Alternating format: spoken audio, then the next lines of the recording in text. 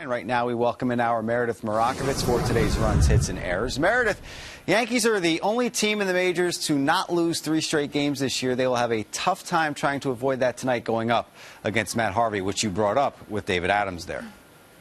Chris, they most certainly will, and I heard you talking about it earlier in the show, how it's such a good backstory. The fact that he was a kid that grew up rooting for the Yankees. He only cared about the guys in pinstripes, and he had estimated that of the 91 games played between the Yankees and the Mets in the Subway Series, he's probably attended 7 of them. I don't know that back then the 24-year-old would have guessed number 8 would be as him being the starting pitcher for the New York Mets. Something tells me that his family probably switched colors for this one, but he's a guy that called it a little bit of a dream come true coming into it. And if you look at the facts as far as the numbers are concerned, this is a guy that has just been dominating the National League and Major League Baseball. Every team that he has seen, he seemed to have success against. And he has an ERA under 2. He comes in at 5-0. And you look at his stuff, he throws on average a 95-mile-an-hour fastball, not to mention he has a devastating slider. So it's certainly not going to be an easy matchup for the Yankees. But on the flip side, everybody's talking about Matt Harvey. The Yankees have a pretty good guy going for them as well in Hiroki Kuroda. He's 6-2 on the season,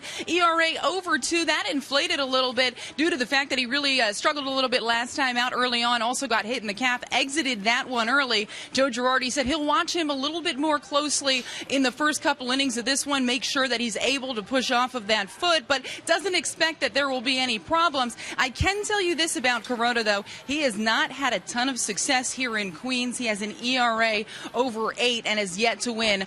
He's had 4 starts against the Mets here in Queens and has not had success, has not won any of them. So the Yankees are hoping that he can change that this evening. Meredith, it didn't really seem like the fans lost anything in the Subway Series last night. It got really loud there when the Mets came back, when the Yankees scored their run as well. Some people, however, say that this series is starting to lose its luster. You were there last night. What do you think?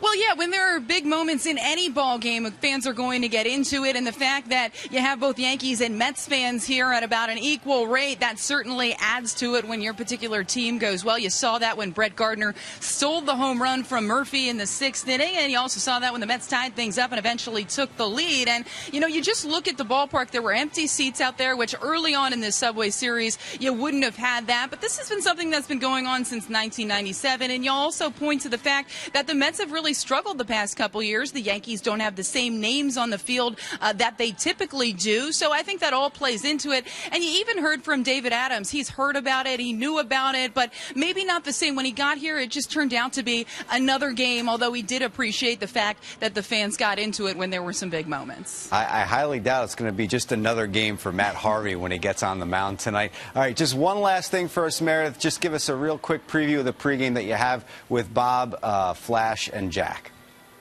Well, we'll talk a little bit about the pitching matchup. Also, some guys making their way back, as we've been saying for quite some time now. Jabba Chamberlain now officially activated for tonight. I'll tell you what his role will be coming back. Also, Kevin Youkilis, Mark Teixeira expected to start a rehab assignment tomorrow. I'll tell you all about that coming up on the pregame show. All right, Meredith, thank you very much. We'll see you just a bit on the Full House pregame show right here on Yes. Sounds good, Chris.